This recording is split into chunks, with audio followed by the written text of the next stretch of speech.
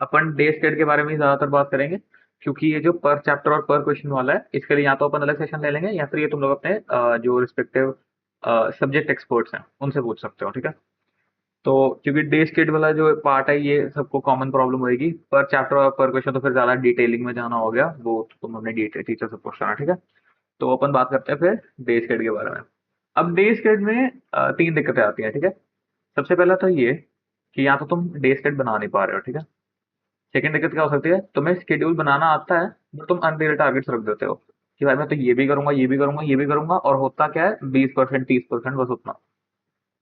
उसके बाद आता है कि तुम लोग अच्छा खासा शेड्यूल बना पा रहे हो, बस तुम फॉलो नहीं कर पा रहे हो, या तो डिस्ट्रैक्टेड हो या फिर इजीली बोर हो जाते हो, राइट। आई गेस प्रोमिनेंटली तो ये तीन प्रॉब्लम्स ही आ सकते हैं तुम्हें, अगर तुम्हारे टाइम मैनेज नहीं हो रहा है तो इन तीनों को अपन एक बार डिस्कस करेंगे करके। तो शुरू करते हैं कि अगर मान लो तुम्हें शेड्यूल बनाना नहीं आ रहा है, तो पहले तो तुम्हें शेड्यूल बनाना सीखना है, ठीक है। उसके लिए सबसे पहली चीज क्या होती है, तुम्हें आइडेंटिफाई करना है क्या तुम मॉर्निंग बर्ड हो या फिर तुम नाइट आउल हो। हर किसी का अलग अलग पर्सपेक्टिव होता है, ठीक है। कई लोग सुबह जल्दी उठ के पढ़ सकते हैं, कई लोग ऐसे बिल्कुल रात को उनका यो ना क्या कहते हैं इनर्शिया वाला सीन चलता है कि अब हम एक बार पढ़ने बैठ गए तो हमें कोई रोक नहीं सकता, दोबारा पढ़ना मुश्किल है, राइट। तो मैं पर्सनली नाइट आउल की कैटेगरी को बिलोंग करता हूँ, ठीक है। मैं रात को ज्यादातर जगह होता हूँ, आजकल थोड़ा शेड्यूल सुधारने की कोशिश कर रहे हैं, पर हाँ मैं जब जेई के टाइम पे था मैं नाइट आउल था प्रॉपर। आराम से ऐसे 10 11 12 बजे उठना, सोने बस 3 4 बजे सोना। तो अब सेकंड नंबर पे क्या है, restricted format only note down important task. अब रिस्ट्रिक्टेड फॉर्मेट का क्या मतलब हुआ, रिस्ट्रिक्टेड फॉर्मेट ये कह रहा है कि जब तुम अपना शेड्यूल बना रहे हो, ठीक है, तो इसके अंदर तुम्हें सब्जेक्ट्स के अलावा, लाइक तुम्हारी पढ़ाई के अलावा तुम जो भी चीज उसमें नोट डाउन करोगे वो रिस्ट्रिक्टेड फॉर्मेट्स होना चाहिए, यानी कि सिर्फ उसमें इंपॉर्टेंट टास्क की वगैरह तुम्हें मेंशन करना है, ठीक है, उसमें डिटेलिंग में नहीं जाना। और इसका एक और अल्टरनेट मीनिंग है कि तुम्हारी लाइफ में ना, जैसे मान लो तुमने 10th तक कोई चीज करी है, ठीक है, अगर तुम वो चीज 10th के आगे, जैसे मान लो कोई जिम जाता है, ठीक है, 10th में जाता था, 9th में जाता था, उसके आगे भी वो कंटिन्यू करना चाहता है, तो ऐसी चीज जो तुम ऑलरेडी ट्राई कर चुके हो, तुमने ऑलरेडी की हुई है, तुम्हें पता है तुम उसके साथ टाइम मैनेज कर लोगे, वही चीजों को तुम्हें अपने अपने शेड्यूल में रखना है, ठीक है। ऐसा नहीं सोचना कि यार आज मैं कोई नई चीज ट्राई करता हूँ, लाइक मुझे अपनी 11th की प्रिपरेशन के साथ साथ ये भी करना है, मुझे मेरी 12th की प्रिपरेशन के साथ साथ ये भी करना है, वो चीजें नहीं करनी है। लाइक अगर मान लो तुमने जिंदगी में कभी स्विमिंग की नहीं है, तो तुम्हें ये दिमाग तो बिल्कुल ही निकाल देना कि तुम 11th 12th में स्विमिंग सीखोगे। तुम्हारे पास कोई भी इस वक्त टाइम नहीं है कोई भी नया स्किल सीखने का, अनटिल एंड अनलेस तुम लाइक बहुत ही तगड़ा तोड़ रहे हो, बहुत ही तगड़ा अपने कोचिंग में, अपने स्पोर्ट्स वगैरह में बहुत तगड़ा फोड़ रहे हो, तब तक तुम्हें कुछ भी ऐसा नया चालू नहीं करना, ठीक है। क्योंकि बेसिकली क्या होगा, तुम्हारा टाइम कम होएगा, और प्लस काफी हाई चांसेस हैं कि तुम वो चीज कंटिन्यू नहीं करना चाहोगे। क्योंकि जब तुम वो चीज कर रहे होगे, ठीक है, तुम्हारा टाइम ऑफ कोर्स, तुम्हें पढ़ाई में कम टाइम लगेगा, तो जब तुम्हें पढ़ाई में कम टाइम लगेगा ना, तो तुम्हारे मार्क्स भी उतने अच्छे नहीं आएंगे, तुम्हारे मार्क्स उतने अच्छे नहीं आएंगे, तुम्हें फ्रस्ट्रेशन होगा, फ्रस्ट्रेशन होगा तो सारे काम खराब होंगे। Third point is one slot for recreational activity. Recreational activity का क्या मतलब होता है, बेसिकली तुम्हें कुछ ऐसा जो तुम्हें करना अच्छा लगता है, मान लो किसी को पेंटिंग अच्छी लग सकती है, किसी को डांस करना अच्छा लग सकता है, किसी को पोएट्री अच्छी लग सकती है, मूवी देखना, एनिमे देखना, गेम खेलना। इसका एक स्लॉट रखो कि दिन में मेरे पास बस ये टाइम है जब मुझे ये करना है, और ट्राई करो कि जो तुम्हारी इंटरेस्ट वाली चीजें ये मल्टीपल ना हो। ज्यादा से ज्यादा तो मतलब ज्यादा से ज्यादा दो चीजें ऐसी कर लो, क्योंकि बेसिकली ठीक है मैं मानता हूँ कि जिंदगी में से जिंदगी अच्छी चलनी चाहिए, लाइक एंजॉयमेंट भी होनी चाहिए, पर तुम्हारे पास बहुत क्रूशियल टाइम है यार, सीधी सी बात है, बहुत क्रूशियल टाइम है। और अगर ये सब चीजें तब करोगे ना, तो मैं डेफिनेटली बता रहा हूँ, अगर तुम्हारी रैंक तुम्हारे अकॉर्डिंग नहीं आई, लाइक तुम्हें अगर पता है कि तुम्हारा इतना पोटेंशियल है और तुम्हारी उतनी रैंक नहीं आई, तो बहुत बुरा लगेगा, रिग्रेट होगा तगड़ा वाला। और इसे कहते हैं pain of struggle is way better than the pain of regret. तो थोड़ा सा ये रिक्रिएशनल एक्टिविटीज, थोड़ा एंजॉयमेंट वाला स्टफ थोड़ा सा कम रखो, ये नहीं कह रहा एंजॉय मत करो अगेन, पर हाँ जितना मिनिमम रख सको उतना रख लो।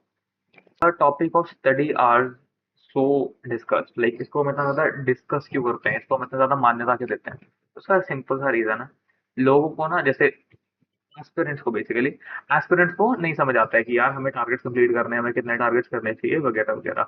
तो इसलिए स्टडी आवर्स को ऐसे प्रमोट किया जाता है कि तुम अपने स्टडी आवर्स एक बार चेक कर लो, प्लस थोड़ा सा फोमो हो जाता है, थोड़ा सा पीयर प्रेशर हो जाता है कि यार वो इतना ज्यादा पढ़ रहा है, तो इसलिए अपने आप दिमाग में एक इमेज बन जाती है कि यार मुझे ज्यादा स्टडी आवर्स चाहिए। बट द थिंग इज कि अगर तुम टारगेट ओरिएंट होकर पढ़ रहे हो, ठीक है, तब तुम अच्छे से पढ़ भी पाओगे, अच्छे से एंजॉय भी कर पाओगे, दोनों चीजें होनी चाहिए, ठीक है। अब तुम्हारे पास बेस्ट चीज क्या है, तुम्हारे पास पर्सनल मेंटोरशिप, लाइक जिनके पास तो आएगा, तो तुम उस ग्रुप में तभी हो, तुम्हारे पास पर्सनल मेंटोरशिप। तुम्हारे पास जो पर्सनल मेंटोरशिप है तुम उनके साथ टारगेट ओरिएंटेड स्टडी कर सकते हो, ठीक है। अब ऑफ कोर्स कि तुम्हारे मेंटोर जब तुम्हें बताएंगे कि तुम्हें इतने टारगेट्स करने हैं तो स्टडी आवर्स अपने आप इंक्रीज हो जाएंगे। तो ये नहीं मैं कह रहा कि स्टडी आवर्स करना गलत बात है या फिर टारगेट्स को सोचना गलत बात है कि मान लो मैंने 5 टारगेट लिख लिए, अच्छा मेरे 5 टारगेट्स तो 5 घंटे में खत्म हो गए, मेरी स्टडी खत्म, ये भी नहीं करना है। तुम्हें टारगेट ओरिएंटेड स्टडी करनी है पर अपने आप को टाइम भी देना है। बात क्या है, less frequent long breaks versus quite frequent short breaks. अब बेसिकली ये पॉइंट कह क्या रहा है कि क्या तुम्हें दिन में सिर्फ 1 या 2, मैक्सिमम 3 लंबे लंबे ब्रेक्स लेने चाहिए, या फिर तुम्हें ऐसे हर 1 घंटे की स्टडी के बाद 15 मिनट का ब्रेक लेना चाहिए, 10 मिनट का ब्रेक लेना चाहिए, 5 मिनट का ब्रेक लेना चाहिए, ऐसा करना चाहिए। दूसरी बात क्या है, इसमें अगर तुम लॉन्ग ब्रेक्स ले रहे हो लेकिन कम ब्रेक्स ले रहे हो तो तुम प्रोक्रेस्टिनेट कम करोगे, क्योंकि बेसिकली जितने तुम ब्रेक्स लोगे ना, ब्रेक के एंड में तुम उतना ज्यादा प्रोक्रेस्टिनेट करोगे कि यार अच्छा मैंने 10 मिनट ना कुछ ऐसे रिक्रिएशनल एक्टिविटी कर ली है, मैं 5 मिनट और रील्स देख लेता हूँ, 5 मिनट में क्या ही हो जाएगा। तो ये सब प्रोक्रेस्टिनेशन चलता है, ठीक है। तो प्रोक्रेस्टिनेशन से बचने के लिए एलएफएल भी एक बहुत अच्छा आइडिया है। An extra slot at the end, इसका क्या मतलब हुआ। अब देखो, जब तुमने स्लॉट्स बनाए, ये स्लॉट्स वगैरह क्या बनाना है ये अपन बाद में चर्चा करेंगे। बेसिकली स्लॉट का ये मतलब है कि तुम ये स्लॉट्स मार्क कर रहे हो तुम्हारे दिन में कि इस टाइम पे मैं पढ़ाई करूंगा, ठीक है। जब तुमने स्लॉट्स बनाए कि मैं अभी पढ़ूंगा, अभी पढ़ूंगा, अभी पढ़ूंगा, ऐसा सही, ठीक है। तो क्या होता है ना, या तो तुम्हारे टारगेट हो जाएंगे जल्दी पूरे, या फिर ऐसे कई टारगेट्स रह जाएंगे। तो क्या करता हूँ, मतलब मैंने क्या किया था, मैं एंड में एक एक्स्ट्रा स्लॉट रख लेता था जस्ट इन केस मेरा कोई टारगेट रह जाता है, ठीक है। तो मैं वो एक्स्ट्रा स्लॉट को यूज करता था अपने सारे सारे टारगेट कंप्लीट करने को। तो बेसिकली अब ऑफ कोर्स है तो वो भी एक तरह का स्टडी स्लॉट ही है, पर बेसिकली तुम अपने माइंड को ट्रिक कर रहे हो कि यार काम तो आज कंप्लीट करना ही है, चाहे मैं एक्स्ट्रा टाइम लगा के करूँ। तो अंदर से ना एक अपने आप तुम्हें क्या कहते हैं उसे, एक क्वालिटी आ जाती है काम कंप्लीट करने की, चाहे टाइम तुम्हें अपना टाइम कहीं और सेक्रीफाइस करना पड़े। तो ये वाली चीज की हैबिट बन जाती है, an extra slot at the end पे। अब इसके बारे में मैंने लिखा हुआ है आगे, अपन इसके बारे में अच्छे से चर्चा करेंगे। तो या ये था ये वाला पॉइंट। और सेकंड लास्ट पॉइंट है अपना, नॉट जिनको शेड्यूल बनाना नहीं आता उनके लिए, कि लॉन्ग टर्म गोल्स होने चाहिए ताकि तुम हैबिट फॉर्म कर सको। अब यहाँ पे क्या मतलब हुआ, लॉन्ग लॉन्ग टर्म गोल्स। अब देखो ये तो तुम्हारा ठीक है गया, तुमने डेली टारगेट्स लिखे, ठीक है। अब कई लोग थोड़ा वीकली भी सोच लेते हैं कि इस वीक मुझे ये सारे ऐसे टॉपिक्स वगैरह खत्म करने हैं, राइट। तो सब कुछ सही है, पर कुछ चीजें ऐसी हैं जिनको अगर तुम फॉलो करोगे तुम्हारी प्रिपरेशन बहुत अच्छा होगा। जैसे मान लो तुमने सोचा कि यार आज मुझे कोई चीज फॉलो करनी है, कब तक फॉलो करूंगा, पेपर के दिन तक, JEE Main, actual JEE Main, JEE Advance के दिन तक। क्या चीज हो सकती है ऐसी, मान लो तुमने सोचा कि यार मुझे 1 घंटे का स्लॉट रखना है, इस 1 घंटे में मैं कुछ नहीं करूंगा, मेरे ऑर्गेनिक के नोट्स मेरे इनऑर्गेनिक के नोट्स हैं, मैं इनऑर्गेनिक के नोट्स को शुरू से पढ़ना शुरू कर दूंगा। मान लो मैंने आज शुरू किया पीरियोडिक टेबल से, ठीक है। 1 घंटे में मैंने उसको रिवाइज किया कहाँ तक, इलेक्ट्रोनेगेटिविटी तक, इलेक्ट्रोनेगेटिविटी के ट्रेंड तक, ठीक है। जब मैं कल सेम चीज करूंगा तो मैं इलेक्ट्रोनेगेटिविटी के आगे वाली चीजों से शुरू करूंगा। तो ऐसे एक बार मेरी पूरी रिवीजन हो जाएगी। मान लो तुम्हें पहली रिवीजन में 2 महीने का टाइम लग गया, तुम अगली बार दोबारा शुरू करोगे, तुम्हें उसी प्रिपरेशन को 1.5 महीना लगेगा, दोबारा शुरू करोगे 1.25 महीना लगेगा, दोबारा शुरू करोगे 1 महीना लगेगा। तुम्हारी जो प्रिपरेशन है ना वो कन्वर्ज होती रहेगी। तुम्हारा जो पूरा सब्जेक्ट है तुम उसको एक ग्लांस में रिवाइज कर लोगे, एक ऐसा पॉइंट आ जाएगा पेपर के दिनों तक। तो ऐसी कुछ लॉन्ग टर्म गोल्स जो कि तुम्हें एक जगह फिक्सेट करने हैं कि मैं हर दिन में ये टाइम तो मैंने इसके लिए रख ही लिया है, इस टाइम में मुझे और कुछ नहीं करना है, ये तो करना ही करना है। बहुत ज्यादा हेल्प करेंगे हैबिट फॉर्म करने में, और चीजें डुएबल लगने लगेंगी, चीजें इजी लगने लगेंगी, ठीक है। तो आई गेस ये जो सीन था, जिनको शेड्यूल बनाना नहीं आता उनके लिए ये वाली काफी इंपॉर्टेंट इन्फॉर्मेशन होगी। बाकी ऑफ कोर्स इन चीजों को कैसे यूज करना है, इन सबको अल्टीमेटली एक शेड्यूल कैसे बनाना है, उसके लिए तो अपने मेंटोर से अच्छे से बात कर सकते हो, ठीक है। अब पॉइंट क्या था, जिनको शेड्यूल बनाना आता है पर अनरियल टारगेट्स ही रख लेते हैं। सबसे पहला पॉइंट, तुम जो टारगेट्स रख रहे हो at the end of the day, 75 से लेके 90 इनके बीच में इतनी परसेंटेज ही होनी चाहिए जितना तुम्हारे टारगेट कंप्लीट होंगे। I tell you why. 75 से कम है, इसका मतलब तुम तो या तो प्रोक्रेस्टिनेट कर रहे हो, ठीक है, या तो तुम ठीक से पढ़ नहीं रहे हो, या फिर तुमने अनरियल टारगेट्स ही सोच लिए हैं कि आज तो तेरा भाई ये भी करेगा, ये भी करेगा, ये भी करेगा। 75 से कम वाला सीन ही हो गया। 90 से ज्यादा वाला सीन में इसलिए मना करता हूँ क्योंकि बेसिकली क्या होता है, अगर तुम 90 से ज्यादा कर पा रहे हो, मान लो तुम 100% कर पा रहे हो, इसका मतलब ये है कि तुम्हें और एफर्ट्स करने हैं, तुम्हें और एफर्ट्स करने हैं ताकि तुम और ज्यादा टारगेट्स कंप्लीट कर पाओ। तो बेसिकली 90 से ज्यादा, 90% से ज्यादा अगर तुम सॉल्व कर पा रहे हो, इसका मतलब ये है कि तुम और बेटर स्पीड पे और बेटर एक्यूरेसी पे और ज्यादा टाइम पे जा सकते हो, अपने टारगेट्स इंक्रीज कर सकते हो, कम टाइम में ज्यादा चीजें कर सकते हो, बस तुम कर नहीं रहे हो। ये मेरे को मेरे टीचर ने बताया था कि 100% टारगेट कंप्लीशन तो होना ही नहीं चाहिए। अगर हो गया, और ये नहीं कि मतलब ऐसे खुद ही छोड़ दो कि मैंने सारे टारगेट कंप्लीट नहीं किए, ऐसा नहीं। बेसिकली तुम थक जाओ, हार जाओ, मर जाओ, पर तुम्हारे टारगेट कंप्लीट ना हो। कितने रेंज के बीच में होने चाहिए? 75 से 90% के बीच में। आई गेस तुम्हें दोनों बातें समझ आ गई कि 70 से कम क्यों नहीं होना चाहिए, 90 से ज्यादा क्यों नहीं होना चाहिए। अगला क्या आ गया कि हम भैया डिस्ट्रैक्ट हो जाते हैं। हम डिस्ट्रैक्ट हो जाते हैं, हम बोर हो जाते हैं, हमें कोई ऐसे सुंदर कन्या दिख जाती है, कुछ भी,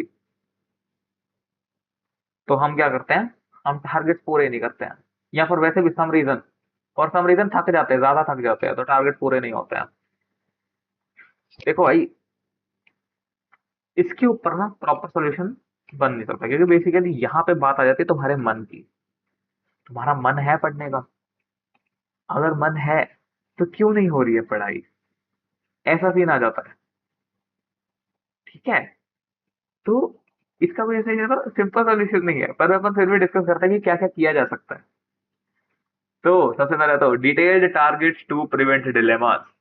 क्या कह रहे हैं जो मैंने तुम्हें उस दिन बोला, अपने टारगेट को डिटेल रखो, अच्छे से मेंशन करके रखो कि मुझे ये भी करना है, ये भी करना है, ठीक है। ऐसा नहीं कि बस लिख दिया भाई आज आज हम एटॉमिक स्ट्रक्चर की रिवीजन करेंगे। और एटॉमिक स्ट्रक्चर की रिवीजन में क्या कर रहे हो? एटॉमिक स्ट्रक्चर की रिवीजन बताओ क्या कर रहे हो तुम लोग, मैं बताता हूँ। तुमने खोला कि आज यार, मैंने ऐसा तुमने सोचा कि यार पिछली बार मैंने एटॉमिक स्ट्रक्चर में कॉपी से पढ़ा था, आज मैं वन शॉट से पढ़ूंगा। तुमने वन शॉट खोला, तुमने पढ़ाई करी, तुम्हें उसकी फीड में दिख गया कि यार ये वाली वीडियो जो है इसने एटॉमिक स्ट्रक्चर को विजुअली पढ़ाया है। वो जेई के लिए नहीं पढ़ा रहा, उसने विजुअली पढ़ाया है। वो तुम्हें श्रोडिंगर इक्वेशन को डिराइव करना, सॉल्व करना सिखा देगा। क्या तुम्हें जरूरत है? जब तुम्हें जरूरत ही नहीं है तो क्यों ऐसी जगह जाना? तो उसको डिटेल करके लिखो कि भाई एटॉमिक स्ट्रक्चर के बेस में मैं क्या करूंगा। मैं अपने नोट्स पढ़ूंगा, ठीक है, या फिर मैं एक वन शॉट लगाऊंगा। और वो वन शॉट ऐसे होना चाहिए, ऐसे फर्जी वन शॉट नहीं होना चाहिए जिनको देख के लोग सोचते हैं कि भाई मेरा तो सारा काम ना एक हफ्ते में मेरा पूरा सिलेबस रिवाइज हो जाएगा। नहीं, वो वाले वन शॉट्स नहीं लगाने हैं, है ना। तो बेसिकली जैसे मान लो तुमने लिखा कि आज मैं एटॉमिक स्ट्रक्चर रिवाइज करूंगा, ठीक है, मैंने नोट्स पढ़ने हैं, या फिर मैंने वन शॉट लेक्चर लगाना है, ठीक है। उस उसके बाद क्या करना है मैंने, उसके बाद मेरे पास एक शीट है, ठीक है, मेरे पास ये वाली शीट है, इसके अंदर मुझे पता है कुछ ऐसे क्वेश्चन हैं जो या तो मैंने आज तक ट्राई नहीं किए हुए, या फिर इसके अंदर मोस्ट ऑफ द क्वेश्चन मेरे पहले गलत हुए थे। मुझे ये वाली शीट लगानी है ताकि रिवीजन हो पाए, ठीक है।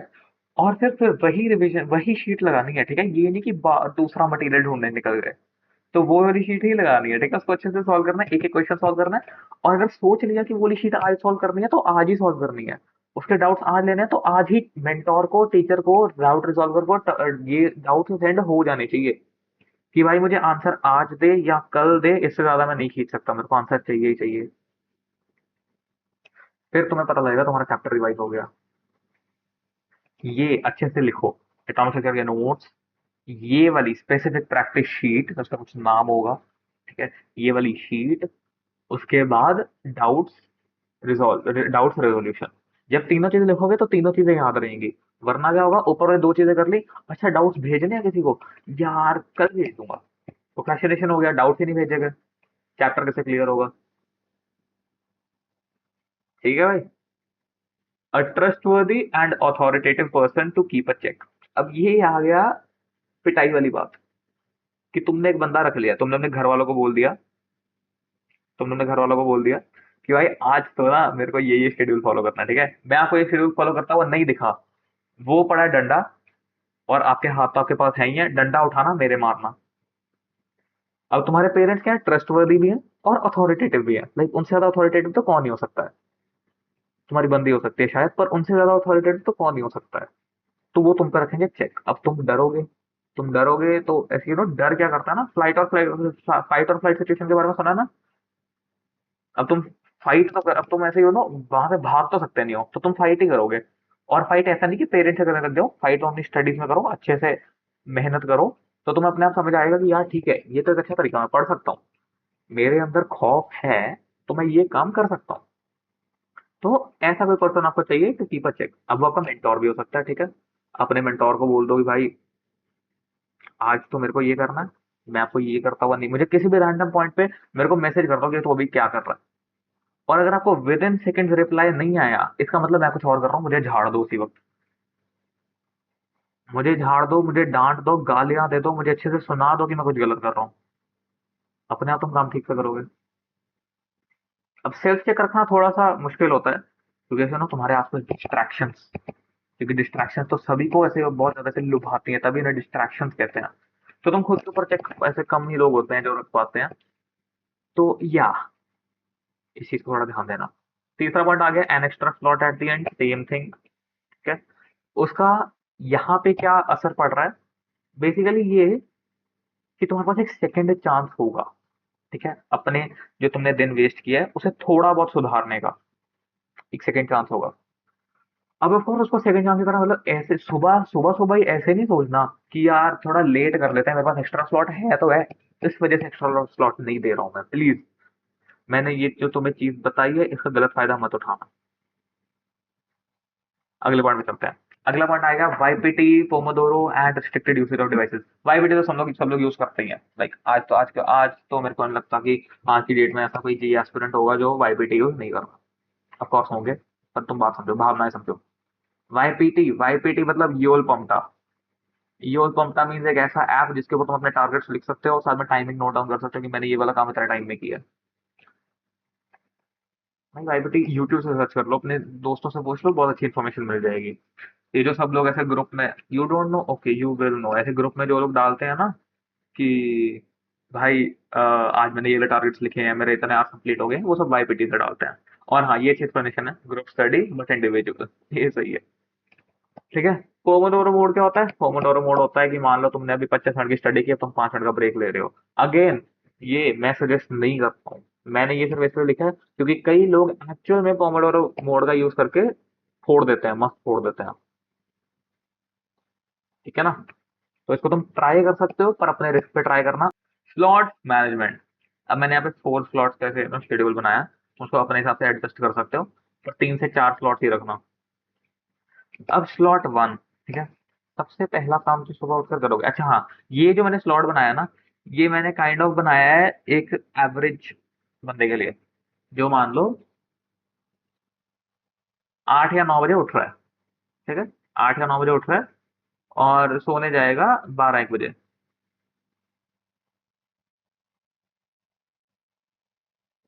क्या बात पर पता चलेगा?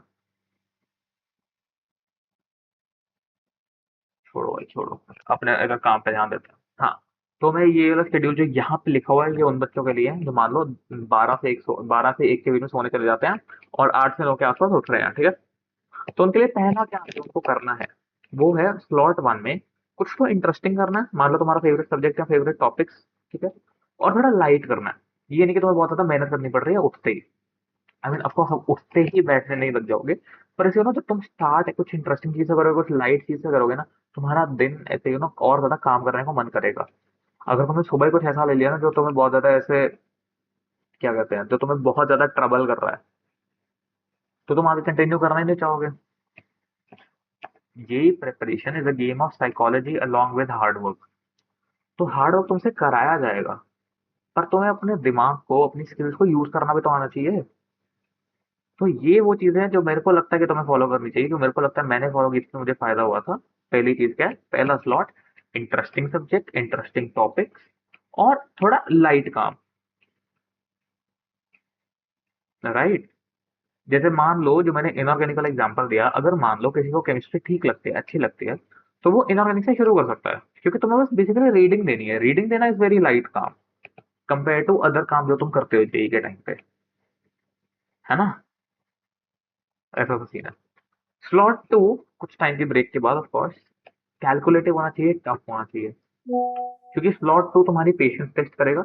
और स्लॉट टू वो वाले टाइम पे आएगा जब तुम अपनी प्रैक्टिस के पीक पे होगे। प्रैक्टिस के पीक पे बेसिकली तुम अपने दिन में जब सबसे ज्यादा इफेक्टिव काम करोगे वो वाला स्लॉट तुम्हारा कैलकुलेटिव और टफ होना चाहिए, राइट। बेसिकली ज्यादातर इसमें क्या आ सकता है, मैथ्स आ सकती है, या फिजिक्स के कुछ ऐसे टॉपिक्स आ सकते हैं जो सभी को डिफिकल्ट लगते हैं, रोटेशन मान लो। केमिस्ट्री में कुछ ऐसा आ सकता है, कई लोगों को केमिस्ट्री बहुत ज्यादा डिफिकल्ट लगती है, me myself was one of them.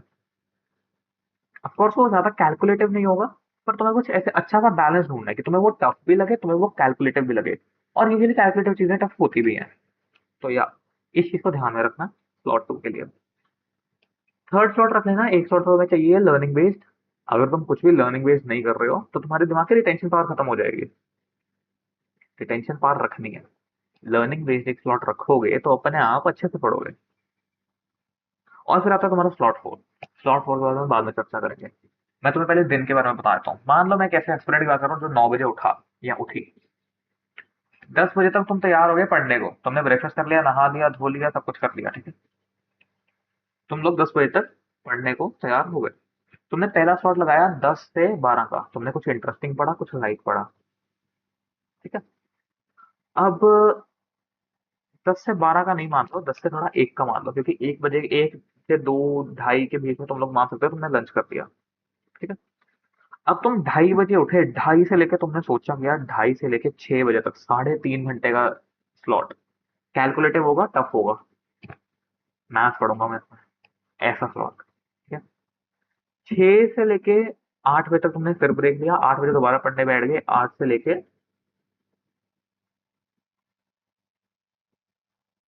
हाँ, तो जो तीसरा स्लॉट है वो थोड़ा लर्निंग बेस्ड होना चाहिए। तो वो तुम खाना खाते खाते भी कर सकते हो।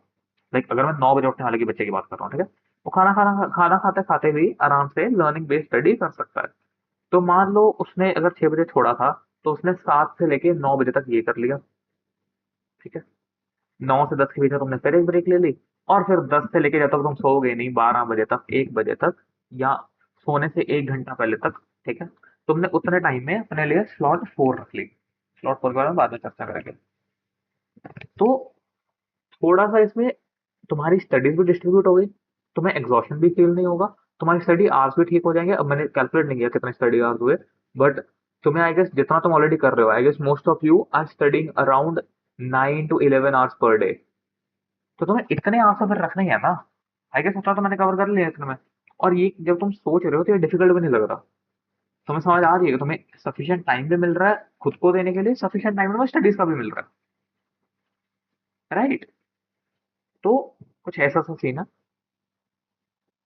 6 से 7, 6 से 7 तो इंक्रीज करो, टाइम ज्यादा नहीं रह जाए, स्पेशली अगर तुम 25 एस्पिरेंट हो तो। हम्म, तो कुछ ऐसा मान लो, ठीक है। अब और उसमें कोचिंग वगैरह वाली जो चीज है वो तुम खुद से ऐसे कर सकते हो कि कोचिंग वगैरह को एडजस्ट कर सकते हो, उसकी टाइमिंग वगैरह।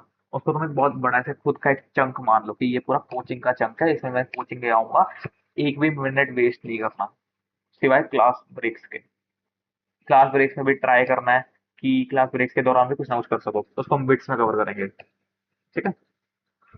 तो अगर तुम्हारा दिन ऐसा है, तुम अच्छे से काम को डिस्ट्रीब्यूट कर पा रहे हो, अच्छे से अपने आप को टाइम दे पा रहे हो, काम को टाइम दे पा रहे हो, तो हमें कोई दिक्कत नहीं आएगी, तुम्हारी स्टडी स्मूथ चलेगी। ऑफ कोर्स एक पॉइंट के बाद बर्नआउट आ जाता है, पर फिर तुम्हारे पास तुम्हारे मेंटोर्स हैं, तुम्हारे पास तुम्हारा आजकल तो ना एंटरटेनमेंट के बहुत सारे सोर्सेज हैं। अपने मेंटोर से बातें करो, इवन टीचर आजकल काफी ऐसे फ्रैंक हो जाते हैं। पेरेंट्स से बात करो, तुम्हें समझ आ जाएगा कि तुम्हें कैसे रिकवर करना है उस बर्नआउट से, राइट। तो अब चलते हैं अपन स्लॉट 4 पे, मेरा favourite slot. Like slot 4 is like इश्क। व्हाई इज इट लाइक इश्क? क्योंकि बेसिकली ये है क्या, तुम्हारे एक्स्ट्रा स्लॉट की तरह काम कर रहा है। अगर तुम इसे एक्स्ट्रा स्लॉट की तरह नहीं रखना चाहते, मान लो तुम्हारा काम पहले ही कंप्लीट हो गया, तो तुम्हें इसमें करनी है सिंक्रो प्रैक्टिस, या शॉर्ट नोट्स की मेकिंग, या रिविजन। अब उल्टा करते हैं, रिविजन। रिविजन से तुम्हें समझ आएगा होगा क्या करना है। 2 चैप्टर उठाए, अगर मान लो 2 घंटे का तुम्हारा स्लॉट है, 2 चैप्टर उठाए, सोचा 1 घंटे में इसको इतना करना है, 1 घंटे में दूसरे चैप्टर को इतना करना है, या 2 घंटे में एक ही चैप्टर अच्छे से रिवाइज कर लिया, अच्छे से प्रॉब्लम्स वगैरह भी लगा के।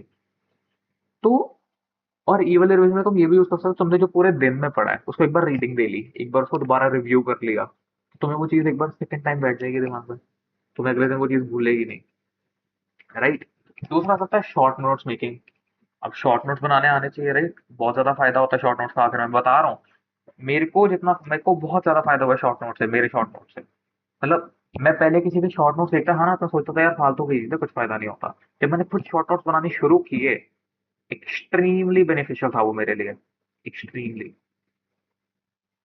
तो शॉर्ट नोट्स भी बना लो जब तुम्हारा पेपर पास में आ रहा है। वैसे तो ट्राई करो, अगर तुम्हारे पास टाइम है, तो चैप्टर खत्म हो रहा है, तो चैप्टर खत्म होने के बाद एक बार शॉर्ट नोट्स बना लो, क्योंकि उससे तुम्हें बेसिकली एक बार रिवीजन हो जाएगी, एक बार अच्छे लाइक अच्छे लेवल की रिवीजन हो जाएगी। जब तुम कुछ लिख के करते हो ना, तुम्हें अच्छे से याद हो जाता है, तुम्हें एक अच्छे लेवल की रिवीजन हो जाएगी। उसके बाद थोड़े टाइम बाद जब तुम दोबारा अपने एग्जाम्स के लिए रिवीजन कर रहे होगे, तब तुम दोबारा शॉर्ट नोट्स बनाना, क्योंकि तब तुम्हें शॉर्ट नोट्स बनाते समय ये समझ आएगा कि तुम्हें कौन सी ऐसी चीजें जो बार बार पढ़नी पड़ रही है, क्योंकि ज्यादातर चीजें तुम्हें ऑलरेडी रिटेन्ड होगी तुम्हारे माइंड में। तुम्हें ये समझ आएगा तुम्हें कौन कौन सी चीजें दोबारा बार बार पढ़नी पड़ेंगी, तो तुम्हारी शॉर्ट नोट्स ज्यादा रिफाइंड होंगे। राइट। और तीसरा आ जाता है सिंक्रो प्रैक्टिस। अब फिजिक्स गैलेक्सी फैंस, आशीष अरोड़ा फैंस को ये पता है सिंक्रो प्रैक्टिस क्या होता है। सिंक्रो प्रैक्टिस का ये मतलब है कि तुम क्वेश्चन सॉल्विंग कर रहे हो तीनों सब्जेक्ट्स को इकट्ठे रख के। मानो तुमने इधर ब्लैक बॉक्स रखी हुई है, इधर तुमने वीके जैसल रखी हुई है, इधर तुम्हारे पास एचसीवी पड़ी है। तुमने 5 क्वेश्चन इसके सॉल्व किए, साथ में सब्जेक्ट स्विच कर लिया, 5-6 क्वेश्चन उसके सॉल्व किए, सब्जेक्ट स्विच कर लिया, 5-6 क्वेश्चन इसके सॉल्व किए। आगे पीछे लगा रहना, क्योंकि तुम्हें बेसिकली ऐसा करना पड़ेगा एग्जाम के टाइम पे। मान लो तुम जब एक बार अपना मेंस पेपर दे रहे हो, तुम्हें पूरा ऐसे तुमने पूरा एक बार चक्कर लगा लिया पूरे पेपर का, कि ठीक है अब मैंने सारे सब्जेक्ट देख लिए हैं, जो मैं फर्स्ट अटेम्प्ट में क्वेश्चन कर सकता था वो मैंने कर लिए हैं। जब तुम एंड में आओगे, जब तुम अपने पेपर को रीचेक कर रहे होगे, या डाउट्स वाले क्वेश्चन दोबारा देख रहे होगे, या वो वाले क्वेश्चन दोबारा देख रहे होगे जो तुमने पहले छोड़े थे, कि यार मेरी इसमें क्या क्वेश्चन, मुझे बस थोड़ा सा और टाइम देना फिर मेरा हो जाएगा, तो तुम्हें वो सारी चीजें सारे सब्जेक्ट्स को एक साथ रख के करनी पड़ेगी। तो synchro practice is a good idea. Plus ऐसे ही ना, तुम्हें वो दिक्कत नहीं आएगी। ज्यादातर बच्चों को क्या दिक्कत आती है, यार पेपर कैसे शुरू करूँ, लाइक कौन से सब्जेक्ट से शुरू करूँ, उसके बाद कहाँ आगे जाऊँ, तुम्हें वो वाली दिक्कत नहीं आएगी, तुम कहीं से भी रैंडमली शुरू कर सकते हो, तुम तब भी पढ़ोगे। ये फायदा सिंक्रो प्रैक्टिस का। और अगर ये तीनों में से मतलब पहली प्रायोरिटी तो वो एक्स्ट्रा स्लॉट की होनी चाहिए, अगर तुम्हारे काम सारे कंप्लीट हो रहे हैं फिर ये तीनों चीजें करो। और ये तीनों चीजें कब करनी है, लाइक जब हमारा तुमने 2 घंटे का वो एक्स्ट्रा स्लॉट रखा है, उसके इनिशियल 10 मिनट में तुम्हें डिसाइड करना है कि तुम्हें करना क्या है। 10 मिनट में, जैसे अब तुम जब सुबह टारगेट्स लिख रहे हो या कल रात को टारगेट्स लिख रहे हो, तो तुम वहां पर तो नहीं लिखोगे ना कि मुझे इसकी सिंक्रो प्रैक्टिस करनी है फिर इसकी रिवीजन करनी है, ये मतलब उस स्लॉट में तुम ऐसा तो नहीं लिखोगे। तुम्हें क्या लिखना है, तुम इसको एक्स्ट्रा स्लॉट की तरह लिखना है। तो एक्स्ट्रा स्लॉट के इनिशियल 10 मिनट में डिसाइड करो कि तुम किस चीज की सिंक्रो प्रैक्टिस करोगे, किस चीज की रिवीजन करोगे, किस चीज के शॉर्ट नोट्स बनाओगे, तीनों में से जो भी तुम्हें करना है। ठीक है, किसी को कोई दिक्कत? अब day sleepers, morning birds, night owls, 3 तरह के लोगों के लिए मैंने थोड़ा अलग से शेड्यूल कर लिया, ठीक है, लाइक थोड़े से ट्वीक्स किए हैं बेसिकली। अब डे स्लीपर्स का मतलब हुआ जैसे दिन में जिनको दोपहर के टाइम पे, शाम के टाइम पे 2-3 घंटे सोना पसंद है, 1-2 घंटे सोना पसंद है, ठीक है, जिनका सोने के बिना गुजारा ही नहीं, वो क्या करें, वो इस सेकंड स्लॉट को ना फर्स्ट पे रख दें। ठीक है, या बेसिकली फर्स्ट स्लॉट जो मैंने इंटरेस्टिंग प्लस लाइट वाला काम बोला है, उसको वहां पे रख दे जहां पे वो सो के उठ रहे हैं, क्योंकि जब वो सो के उठेंगे ना, तब उन्हें दोबारा से अपना मोमेंटम गेन करने में टाइम लगेगा, तो वहां उन्हें कुछ इंटरेस्टिंग और कुछ तो ये लाइट करना चाहिए। क्योंकि मैं कैलकुलेटिव और टफ को फर्स्ट स्लॉट में इसलिए रख रहा हूँ, क्योंकि अगर तुम्हें दोपहर को सोना ही है, तो फिर तो तुम सुबह रगड़ सकते हो ना, तुम्हें पता है तुम्हें बाद में रेस्ट मिलेगी। इसलिए मैंने इसके अंदर ये थोड़ा सा ट्वीक किया, अगर तुम डे स्लीपर हो तो। वैसे तो आई डोंट थिंक कोई होगा, ठीक है ना, मेरे को तो नहीं लगता होगा। अगर हो तो तुम इस चीज को फॉलो कर सकते हो। सेकंड चीज आ जाती है मॉर्निंग बर्ड्स के लिए, जो सुबह बहुत बहुत बहुत जल्दी उठते हैं। उनके लिए मैं सजेस्ट करूंगा लर्निंग बेस्ड वर्क को सबसे पहले करना है। क्योंकि देखो, एक तो तुम्हारा मॉर्निंग में ऑलरेडी माइंड ऐसे तेज है, और दूसरा जब तुम पहली चीज ही लर्निंग बेस्ड देख रहे हो ना, तुम्हें जल्दी याद होगी। तो इसलिए मैं सजेस्ट करूंगा लर्निंग बेस्ड को तुम स्लॉट 1 में रख लेना। फिर आते हैं नाइट आउल्स, हमारे जैसे बंदे। इनके लिए मैं कहता हूँ कि जो कैलकुलेटिव और जो टफ वाला पार्ट है उसको सेकंड नंबर पे, उसको थर्ड स्लॉट पे ले आए। थर्ड स्लॉट का बेसिकली ये मतलब है कि जब तुम नाइट में तुम अच्छे से अपने क्या कहते हैं उसे, पीक ऑफ प्रोडक्टिविटी में होते हो, तब तुम ये कैलकुलेटिव और टफ सवाल करो। इसलिए मैंने इसको थर्ड को 1 पे कर दिया। लर्निंग बेस्ड लाइक क्या, लर्निंग बाकी सब्जेक्ट्स में भी होगी, तुम्हें लर्न करना पड़ेगा, पर ब्रॉडली केमिस्ट्री। ठीक है, नाइट आउल्स के लिए इसलिए मैंने बोला calculative and tough third slot पे, बेसिकली वो वाला स्लॉट जो तुम्हारा थोड़ा शाम को या रात की तरफ आ रहा है। ठीक है भाई, चलेगा सबको? आगे चलते हैं कुछ जनरल इंस्ट्रक्शन पे। अब जनरल इंस्ट्रक्शन में पहली चीज, 2 3 4 रूल, कि अगर तुम 3 स्लॉट्स रख रहे हो तो this is the minimum desire, कि पहला स्लॉट 2 घंटे का होगा, दूसरा स्लॉट 3 घंटे का होगा, तीसरा स्लॉट 4 घंटे का होगा। ऑफ कोर्स अगर तुम ऑलरेडी वो शेड्यूल फॉलो कर पा रहे हो तो, जिनको शेड्यूल दोबारा से फॉलो करना है, एक बार मतलब एक बार आदत बनानी है अभी फॉलो करने की, वो कम टाइमिंग से शुरू कर सकते हैं, क्योंकि उनको भी जरूरत है सिटिंग हैबिट बनाने की। और जिनका बना हुआ है, जिनको लगता है कि ठीक है वो अच्छे से बैठ पाएंगे, 2 3 4 रूल इज द मिनिमम। पहला स्लॉट 2 घंटे का, मतलब पहला दूसरा तीसरा नहीं, बेसिकली एक स्लॉट 2 घंटे का, एक स्लॉट 3 घंटे का, एक स्लॉट 4 घंटे का मिनिमम। तीनों केसेस मिनिमम है। ठीक है। जो 2 घंटे का स्लॉट है उसको तुम 3 घंटे कर सकते हो, कोई दिक्कत वाली बात नहीं, बेटर रहेगा। बट द पॉइंट इज कि this is the bare minimum तुम्हें करना है, क्योंकि 3 घंटे और 4 घंटे वाले स्लॉट में पेपर के लिए बैठना सिखा देंगे। ठीक है। और ये 4 घंटे वाला मैंने क्यों रखा है, क्योंकि पेपर से पहले जो तुम्हें एग्जाम सेंटर में दिया जाता है ना, अपने अंदर में वो क्या कहते हैं, अपने अंदर में एक वॉर होती है वो, वहां पे बैठने की आदत होनी चाहिए। ठीक है। दूसरा आ गया जी, बैठूंगा, सो जाऊंगा, मर जाऊंगा, पर उठूंगा नहीं। कोटा फैक्ट्री वालों को समझ आ गया होगा। ठीक है, एक बार सेटिंग बना रहे हो, सेटिंग बनाने का यही तरीका है कि तुम वहां बैठे रहो, जो मर्जी हो जाए, कुछ भी हो जाए, उठूंगा नहीं। वॉशरूम जाना इज एन एक्सेप्शन, और उसको ट्राई करना है ऐसे तुम छोटा स्टडी आवर्स को मेंटेन करके रखो, इस हिसाब से कि तुम्हें बीच में कम से कम जाना पड़े। राइट। कोई दिक्कत पूरे सेशन में, क्योंकि सेशन को मैं यहाँ पे कंक्लूड करना चाहूंगा, इसके अलावा ऐसा मेरे पास कोई राइट नाउ पॉइंट्स है नहीं। और आई गेस मोस्ट ऑफ लोगों की प्रॉब्लम यहाँ पे वो हो गई होंगी। इसके अंदर एक चीज मैंने यहाँ पे लिखी नहीं है, वो ये है कि बेसिकली तुम्हें ऐसा कई बार होता होगा कि हर तीसरे चौथे दिन बाद दोबारा टाइम टेबल सोच रहे हो यार, कि मतलब फॉलो नहीं हो पा रहा, नया बनाते हैं, आज जोश चढ़ा है, आज तरह भाई मोटिवेट होके आया है, आज हमने इसकी वीडियो देखी है, ये कह रहा है कि आग लगा दूंगा, तो फिर ऐसा नया टाइम टेबल बनाना चाहिए। तो उसके लिए यही मैं सजेस्ट करूंगा, एक बार एक ऐसा टाइम टेबल बना लो जो तुमसे अच्छे से फॉलो हो रहा है। ठीक है ना। एक ऐसा टाइम टेबल बना लो प्लीज, तुम्हें फॉलो करना ही पड़ेगा, हर चीज तुम्हारे मन के हिसाब से नहीं होगी, हर चीज तुम्हारी इच्छा के हिसाब से नहीं होगी, लाइफ इज अनफेयर, ओके, पहले ही बता रहा हूँ। तो अपने आप को, क्या कहते हैं उसे, अपने आप को तराशना सीखो।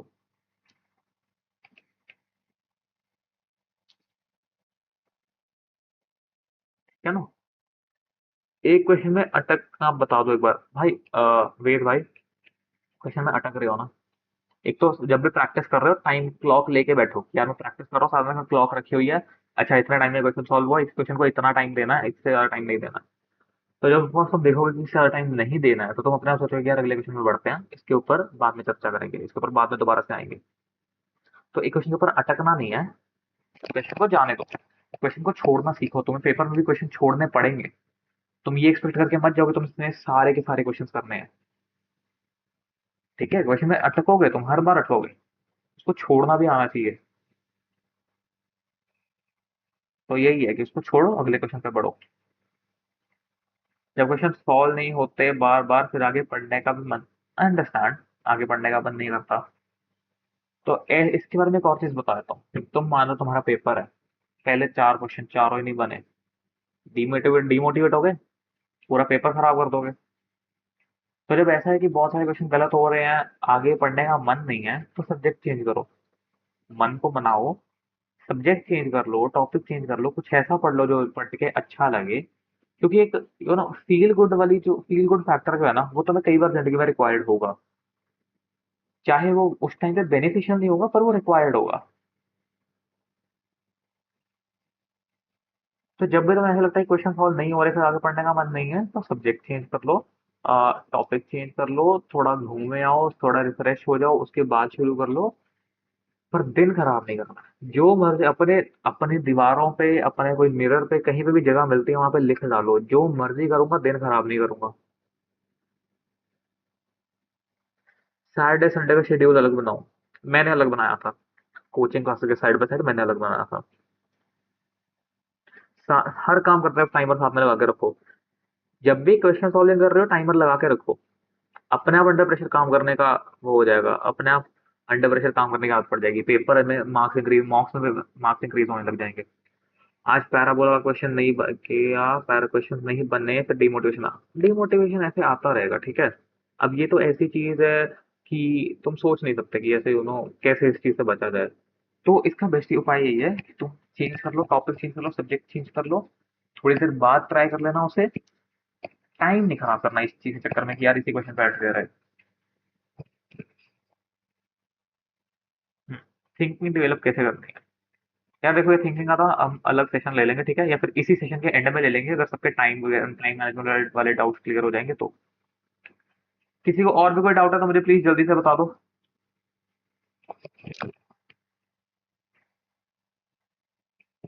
नहीं, ईशान भाई का कोई डाउट नहीं है, देवांश भाई का कोई डाउट नहीं है, वीर भाई को और कोई डाउट नहीं है, सक्षम भाई को कोई नहीं है, ठीक है। आई थिंक किसी को भी है, फिर अपन वो पे आ सकते हैं कि थिंकिंग डेवलप कैसी होगी। देखो, थिंकिंग डेवलप कैसे होगी ना, इसका आंसर तो अगर तुमने शुभजीत भैया वाला सेशन लगाया होगा, आई गेस तुम्हें उसमें अंदर काफी आंसर मिले होंगे, आई थिंक। अगर नहीं मिले हैं तो फिर एक काम करना, मुझे पर्सनली कांटेक्ट कर लेना, ठीक है, या किसी भी और मेंटोर को कांटेक्ट कर लेना। और बेसिकली थिंकिंग तो डेवलप करने का एक ही तरीका है, तुम बहुत सारे इलस्ट्रेशन देखो, बहुत सारे मेथड देखो, बहुत सारी अप्रोचेस देखो, क्योंकि जब तुम चीजों को आपस में कनेक्ट कर पाओगे तो अपना थिंकिंग डेवलप हो जाएगी, ठीक है। अब कुछ चीजें ऐसी होती है जिनके ऊपर थिंकिंग डेवलप हो ही नहीं सकती, तो फिर उनको क्यों ऐसे सोचना। जैसे मान लो लेजेंडरी फॉर्मूला एक होता है, ठीक है। अब उसको एज अ फॉर्मूला याद करना या एज अ फॉर्मूला निकालना, वो तुम अपने आप डेवलप नहीं कर सकते। तुम उसका उसका प्रूफ डेवलप करते हो, तुम उसका प्रूफ खुद सोच सकते हो, या उसके लिए एक ऑल्टरनेट मेथड खुद सोच सकते हो, पर तुम उस एग्जैक्ट फॉर्मूला को बनाना नहीं सोच सकते। तो कुछ चीजें ऐसी हैं जो तुम्हें लाइक, जो तुम्हारे इतना सा टाइम लेंगी कि उनके ऊपर टाइम देना का फायदा नहीं है, ठीक है। आगे क्या नहीं, मैं ये बोलना चाहता हूँ कि अगर क्वेश्चन को टाइम नहीं दूंगा, तो ये थोड़ी बोला कि जो क्वेश्चन छोड़ दिया उसको दोबारा ट्राई ही नहीं करना, नहीं नहीं नहीं, ये मत सोचना। बेसिकली ये है कि जैसे मान लो तुमने आज अगर टारगेट्स बनाए हैं कि मुझे यहाँ तक क्वेश्चन खत्म करने हैं, तो उसके अंदर जो तुम्हारे क्वेश्चन रह गए हैं उनको बाद में अटेम्प्ट करो, पर खुद को टाइम दो। मैं एक चीज मैं अपने जूनियर को सजेस्ट करता था, अपने पीयर्स को सजेस्ट करता था, वो ये थी कि अगर तुम एक क्वेश्चन को ढूंढ रहे हो ना, तो उस क्वेश्चन को इतना टाइम दो, लाइक उस क्वेश्चन को ज्यादा से ज्यादा मैक्सिमम मैक्सिमम 3 दिन तक वो क्वेश्चन अपने पास रखो। चौथे दिन वो तुम्हारे डाउट सॉल्वर के पास और तुम्हारे मेंटर के पास पहुंच जाना चाहिए कि इसके आगे मैं कुछ नहीं सोच पा रहा हूँ। क्योंकि तुम्हें बेसिकली ये चीज भी सीखनी पड़ेगी कि पॉइंट ऑफ सैचुरेशन तुम्हें सीखना पड़ेगा, यार इसके आगे मुझे नहीं सोचना है, इसके आगे सोचोगे तो टाइम खराब होगा। थिंकिंग धीरे धीरे डेवलप हो जाएगी। हर एक क्वेश्चन ऐसा नहीं होगा जो तेरे से 3 दिन के अंदर अंदर, मतलब हर एक क्वेश्चन ऐसा नहीं होगा जो तेरे से बिल्कुल ही ना बने। 3 दिन का टाइम अगर तो एक क्वेश्चन को दे रहा है जिसमें तेरे को डाउट है, उसके कई क्वेश्चन की थिंकिंग अपने आप तेरे को समझ आ जाएगी, ठीक है ना। फॉर एग्जाम्पल मैं क्वेश्चन बताता हूँ। ऐसे A B C D are 4 real numbers, A plus one का whole square plus B plus one का whole square plus C plus one का whole square plus D plus one का whole square whole divided by A plus B plus C plus D equal to 4 है, ठीक है।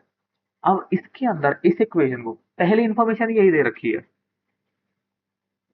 तो इसके अंदर thinking, अब इसके अंदर क्या सोचा जा सकता है, मैं डिनोमिनेटर को राइट साइड ले जाऊं, फिर लेफ्ट साइड ले जाऊं, माइनस कर दूंगा, मेरे पास बन जाएगा ए माइनस वन का whole square plus B minus one का whole square plus C minus one का whole square plus D minus one का होल स्क्वायर। अब ये थिंकिंग जनरेट हुई ना, ये कहाँ से जनरेट हुई, जब मैंने इस चीज को इससे रिलेट किया कि अगर मेरे को y equal to quadratic by quadratic का फंक्शन गिवन है, तो मैं इस क्वाड्रेटिक को लेफ्ट साइड ले जाता हूँ ताकि मेरा काम थोड़ा आसान हो जाए।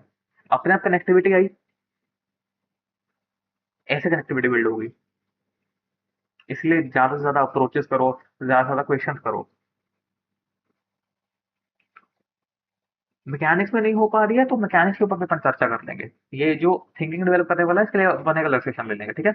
आज का सेशन अब अपन अभी खत्म करें, अगर टाइम मैनेजमेंट में किसी को कोई और दिक्कत नहीं है तो।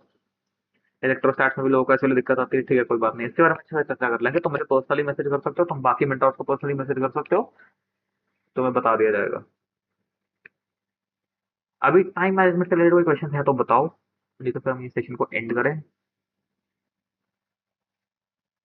नहीं है, ठीक है भाई। सबको सेट है ना? फिर चलें अपन, टाटा बाय बाय।